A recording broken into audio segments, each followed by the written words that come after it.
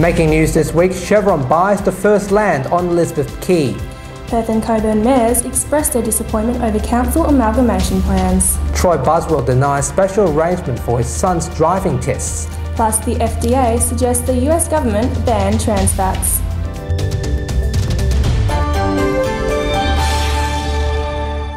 Good evening. Premier Colin Barnett and Planning Minister John Day announced the first commercial land sales on Elizabeth Quay.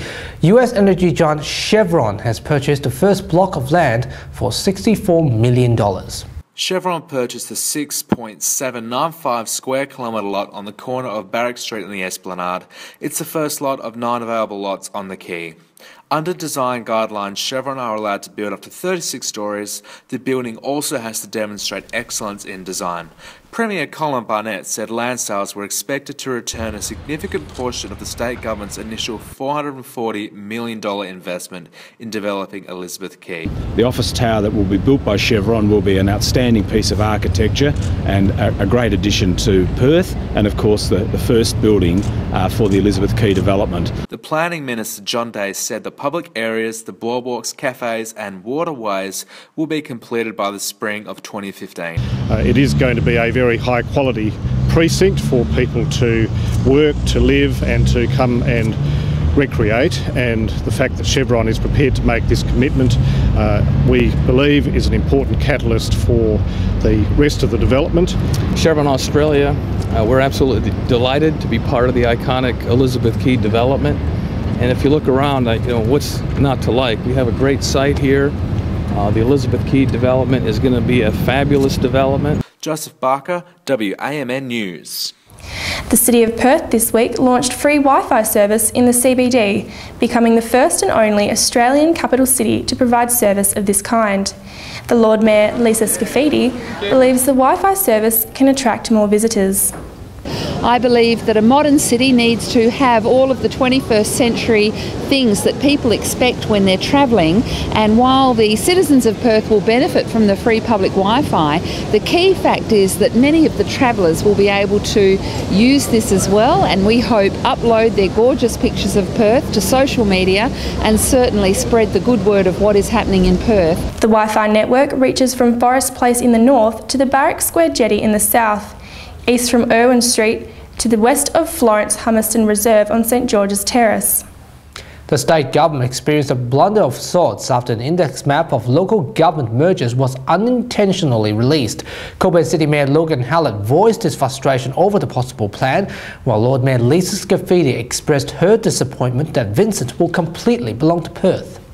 On Monday, the state government backflipped on its decision to split the city of Vincent and give it to Perth, a decision that relieved Vincent ratepayers but upset the Lord Mayor Lisa Scafidi. Vincent extends all the way to Green Street in the north, and we are of the view, when you look at the map, it's quite a northern appendage now that actually plays out. Why wouldn't we have then looked at having some of Cambridge and Subiaco, which is way more inner city than the northern parts of Vincent?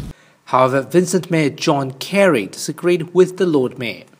Look, I think unfortunately that Lisa and her team are scared about having people in the city. Cities are about dynamic communities, not just the CBD and business. It is about residents making a contribution. And I think that they're fearful with 30,000 residents coming into their system. They're worried about the electoral impact. Meanwhile, the Mayor of Cockburn, Logan Hallett, was shocked to see the index maps indicated that Fremantle, Melville and Kwinana might carve up Cockburn. Well, it's becoming more difficult to believe anything that's being said about local government reform. We've had the Lord Mayor Lisa Scafidi saying the same thing, that who can you trust? When is the real story going to be revealed? And is the community and local government going to be engaged and involved in these decisions? Mr Hallett argued that most of Cockburn Council's community facilities will go to Fremantle and Melville if the plan goes ahead, leaving a possibility of a rate rise and a dramatic decrease of service quality. WA Premier Colin Barnett responded saying the government has listened to opinions from the community and received submissions from local councils.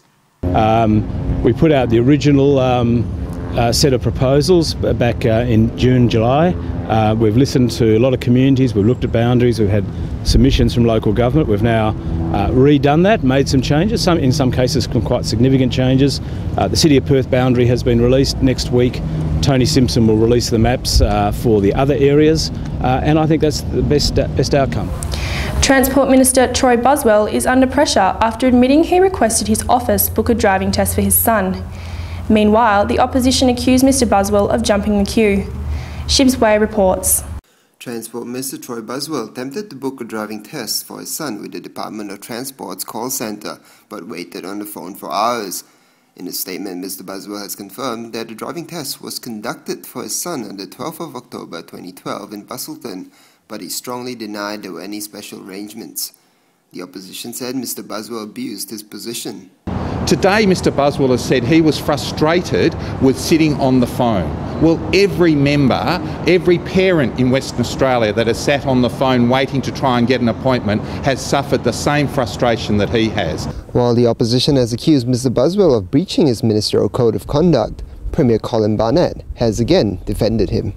Father helping his son get an appointment to do a driving test. He still had to wait several weeks for that test. I think this is a microscopic issue. I've answered questions several times on it. I'm not going to answer any more. Meanwhile, the public has a split view on this matter. I think it's wrong. I think he should have to wait in line like everyone else. I actually didn't think it was that bad. Like all people, he's a father first and a minister second. Yeah, my thoughts are about he's doing what the father does. He's helping out his son, and I think people should just chill out about it. Shibs Way, WAMN News. To news in Asia, Hong Kong's free-to-air television's license saga continues after the Legislative Council vetoed the release of the confidential details. A huge demonstration was also held outside the government headquarters. The Hong Kong government has been refusing to release the detailed reason for not licensing HKTV to the public.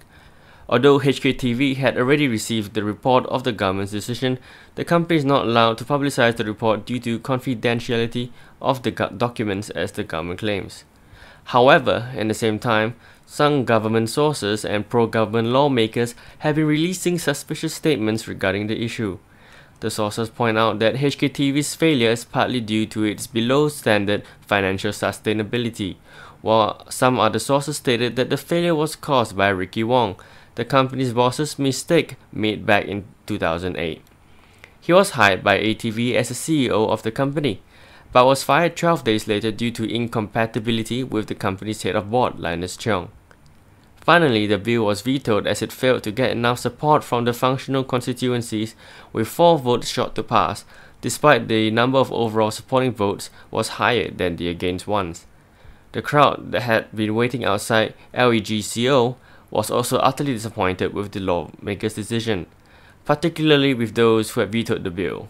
Raphael Lim, WAMN News. To World News, the US Food and Drug Administration suggested the government ban foods that contain trans fat. A statement from the FDA said partially hydrogenated oils are the major source of trans fat in many processed foods. The FDA Commissioner, Margaret Hamburg, believes the new recommendation could prevent an additional 20,000 heart attacks and 7,000 deaths from heart disease each year. And that's how Perth looks this week, with more news on our website. Thank you for watching, and we'll see you later. Have a great week. Good night.